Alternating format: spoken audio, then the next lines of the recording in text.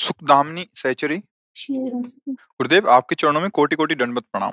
गुरुदेव भगवान, शरीर के बच्चों में भगवत भाव कैसे करें? कितना भी प्रयास कर लें लेकिन भगवत भाव नहीं कर पा रहे। महाराज जी कृपया मार्गदर्शन करें। तो सत्य वस्तु में प्रयास की क्या जरूरत है? सत्य वस्तु में प्रयास की जरूरत क्या है? अब हम महापुरुषों के वचन, शास्त्रों के वचनों पर श्रद्धा विश्वास नहीं, इसलिए याभ्याम बिना न पश्यन्ति सिद्धा स्वान्ता स्तमीश्वरम। श्रद्धा विश्वास के बिना सत्य वस्तु का बोध नहीं होता। अगर श्रद्धा विश्वास हो तो भगवान स्वयं कह रहे हैं, मेरे सिवा कोई और नहीं, मत्ता परतरम नान्यत किंचिदस्ति धनंजय। संत महापुरुष कह रहे हैं, जड़ चेतन जग जीव जत सकल राम में जानी। मानने की बात नहीं कर रहे, जान, मैंने जाना है, देखा है, वही है, सत्य वस्तु है। तो फिर आप अपने गुरुजनों की बात, शास्त्र की बात ना मानो तो फिर मोह में कुछ का कुछ दिखाई देता है। तो तुम्हें लगता है कि वो मेरे पुत्र हैं, इसलिए मोह के कारण तो उनमें भगवत बुद्धि नहीं कर पा रही। मोह गए बिनु राम पद होई न दृढ़ अनुराग। मोह है, इसलिए तुम्हारे अज्ञान के कारण नहीं देख पा रहे। नहीं तो अभी भगवान अंतर ध्यान हो जाए, कितने घंटे अपने पुत्र को रख पाएंगे आप अपने पास? वही भगवान जिनको आप कह रहे हैं, अगर वो अंतर ध्यान हो जाए तो कितने मिनट रख पाओगे? भगवान के अंतर ध्यान होते ही जिस शरीर को हम पुत्र मान रहे हैं, उस शरीर को हम नष्ट कर देंगे। हम ही पैसा दे के नष्ट करवाएंगे, भैया अब जो हुआ सो हुआ, ये पैसा लो, अंत्येष्टि क्रिया करो जाके।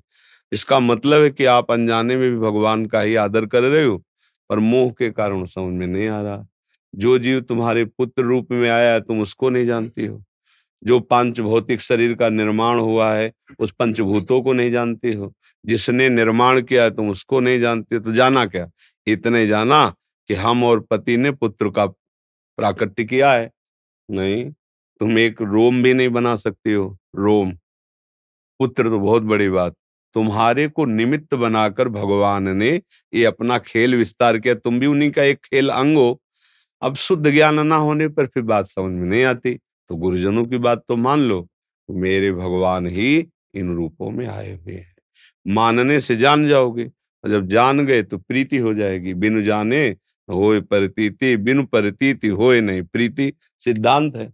मान लो, जैसे अभी हम एक पत्थर का टुकड़ा दें और कह दें बहुत सिद्ध भगवान है। देखो, मान लो शालीग्राम भगवान, गिरिराज जी महाराज, कई ऐसे भगवत विग्रह हैं जिनमें कोई चतुर्भुज या कोई ऐसा मुरली कुछ नहीं धारण किए, केवल एक है।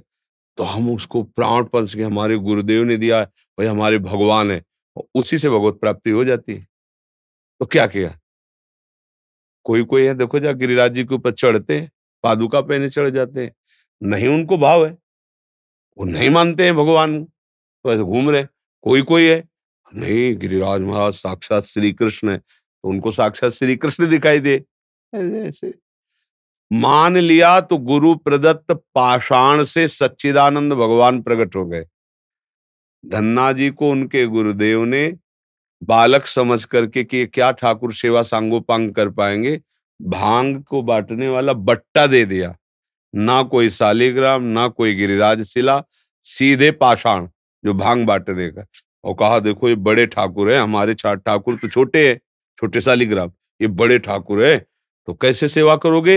हाँ, पहले तुम नहाना, फिर इनको स्नान करवा देना, और पहले इनको पवाना, फिर तो भगवान साक्षात प्रकट हो गए। क्या हुआ? गुरु के वचनों पर विश्वास हुआ तो पाषाण से भगवान का दर्शन कर लिया, और गुरु वचनों पे विश्वास नहीं तो चलता फिरता भगवान जो हमारे पास आया, बेटा रूप में, बेटी रूप में, पति रूप में, पत्नी रूप में, हम उसको नहीं समझ पा रहे। वही है।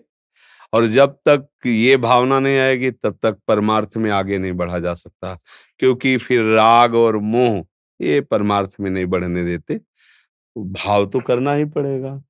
बिना भाव के बाजार में सामान रखी रहती, कोई खरीदता नहीं। भाव बिगड़ जाए तो घाटे ही घाटा है, और भाव बन जाए तो मुनाफा ही मुनाफा है। ऐसे भक्ति में भाव नहीं तो कुछ नहीं। भगवान कह रहे भाव का भूखा हूं मैं। भाव है तो भगवान को भूख लग जाती है। तुम्हारा भाव आज प्रभु को ये पवाएंगे, उनको लग गई भूख। और भाव नहीं है तो 56 भोग तैयार करो। तो भाव का सारा खेल, गुरु के वचनों पर विश्वास करो और देखती रहोगे धीरे धीरे मेरे भगवान, मेरे भगवान। तो आपको पुत्र में जाके होने लगेगी भगवान की। ऐसे लगता है कि मैं कठोर शासन कर रहा हूँ पे, इस मार्ग पे चल रहे हैं, ऐसे ये लगता है। सेवा है। जैसे हमारे मान लो आप शिष्य बने, तो हम जब तुम्हें उपदेश कर रहे हैं तो हमारे अंदर भाव नहीं कि क्या हमारे भगवान इस रूप में है। अब हमको गुरु पद में बैठाला है और आप शिष्य का रोल कर रहे हैं, तो वैसे ही नाटक हम करेंगे जो हमें रोल दिया है। रोल में थोड़ी कमी करेंगे। ये भाव रखते हुए हम आपको डांटेंगे कि अगर दोबारा ऐसी गलती हुई तो आपको गेट के अंदर नहीं आने देंगे, ऐसा वैसा मान लो कठोर शब्द बोल रहे हैं, तो क्या हमें ज्ञान नहीं कि मेरे भगवान है? ज्ञान है। पर नाटक मंच पे हमको रोल मिला है गुरु पद का, तो हम आपको शासन करेंगे, आपको दबकाएंगे, आपको दुलार करेंगे, आपको सच्चे मार्ग में ले जाएंगे। ऐसे ही तुम्हें रोल मिला है माता का, तो रोल कीजिए। तुम माता थोड़ी हो, माता तो प्रभु ही है। वही जगत के तुम्हें हो माता च पिता तुम्हें हो। हमको रोल दिया गया है। अब रोल में हमें डांटना पड़ेगा तो डांटेंगे। रोल मिला है। ये सब करने पर भी ना क्रोध है, ना द्वेष है, क्योंकि मुझे स्वांग मिला है, इसलिए स्वांग कर रहा हूं। जैसे नाटक मंच पर स्वांग होता है, इसके पीछे उतर के सब एक जैसे होते हैं, किसी से कोई मतलब नहीं है। स्वांग में वो थोड़ी देर के लिए पत्नी बन जाएगा, स्वांग में थोड़ी देर के लिए पति बन जाएगा, बाहर निकले अपनी पेमेंट ले चले गए।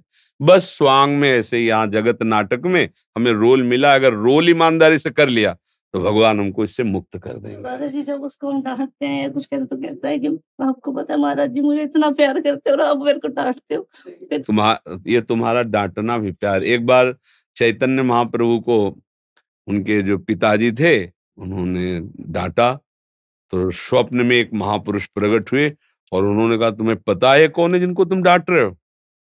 साक्षात भगवान है और तुम उनको डांट रहे हो।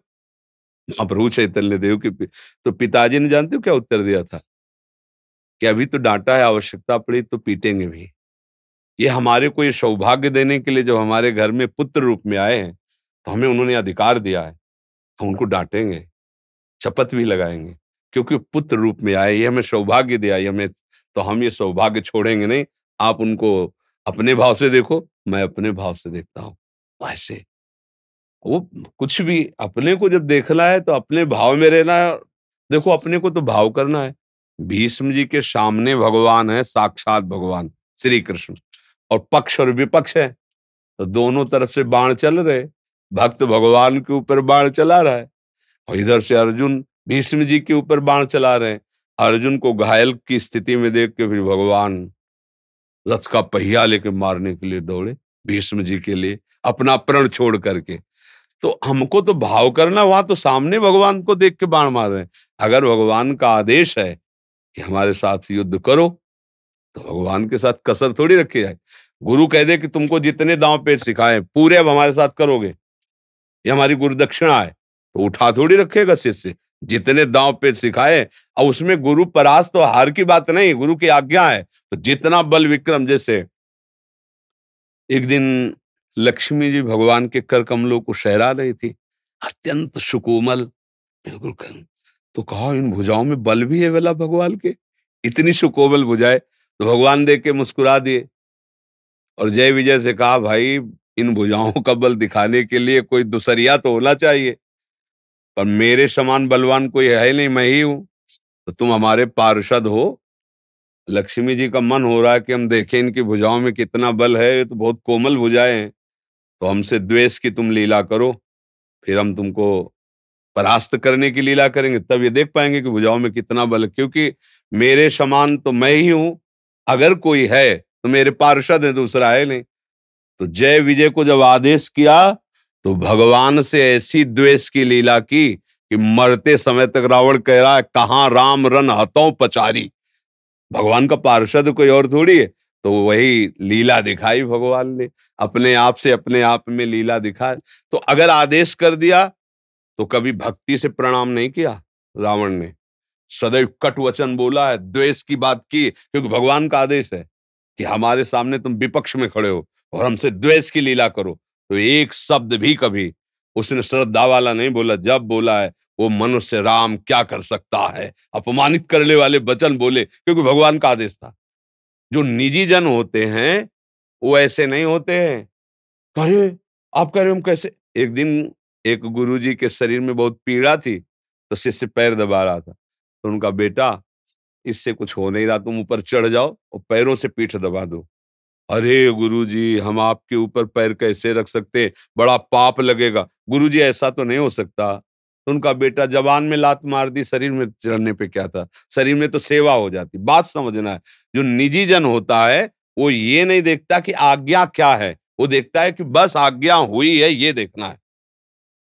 नारद जी जब देखते तो गोपीजनों के आंखों में प्रेमाश्रु, और इधर श्री कृष्णचंद्र जी की आंखों में प्रेमाश्रु। हा गोपी, नारद जी ने भगवान से कहा कि और कोई भक्त है नहीं त्रिभुवन में गोपी जैसा। भगवान ने कहा विचार करना पड़ेगा इस विषय में,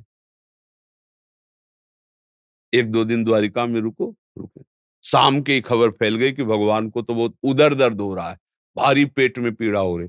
नारद जी पहुंचे, प्रभु यहाँ तो राजवैद्यों, नहीं राजवैद्यों से ठीक नहीं होती, अगर कोई भक्त अपनी चरण रज दे दे, हम ऐसे मल लें तो ठीक हो जाएगा। नारद जी ने सोचा भगत तो हम भी, लेकिन अपनी चरण रज भगवान को देंगे तो नरक मिलेगा। अगर शिष्य से कह दिया जाए भैया थोड़ी चरण रज दे दो, माथे पे रख लेंगे, हमारा सर दर्द ठीक, कोई शिष्य राजी, अरे गुरु को चरण रज, हमें तो नरक मिले। तो तुम्हें अपनी चिंता है ना, तुम्हें अपनी परवाह, अभी तुम समर्पित नहीं हुए, अभी ये नहीं समझा कि चरण भी तो गुरुदेव के ही हैं, अब मेरा जीवन क्या रह गया।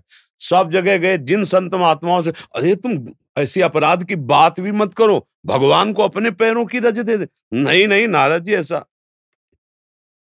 ब्रज में आए, गोपीजनों से कहा कि द्वारिकाधीश को बहुत कष्ट है, श्री कृष्ण को उदर में बहुत पीड़ा, और कह रहे हैं कि अगर भक्तों की चरण रज मिल जाए तो उधर ठीक। सब गोपियां तुरंत झरिया के दुपट्टा में बोले जल्दी जाओ। तो नारद जी ने कहा तुम्हें पता है ये तुम चरण रज दे रहे हो तुम्हें नरक मिलेगा, भगवान को चरण रज दे रहे हो। अरे उनका नारद जी, मेरे प्रीतम श्री कृष्ण को सुख पहुंचे और मुझे करोड़ों वर्ष नरक मिले तो उसे क्या परवाह। ये है, ये इसे कहते हैं प्रेम, इसे कहते हैं भक्ति। मेरे प्रीतम को सुख मिले, अब मेरे प्रीतम बाल रूप में आए और सेवा दी है तो डांटेंगे फटकारेंगे, प्रीतम के साथ वैसे ही व्यवहार करेंगे।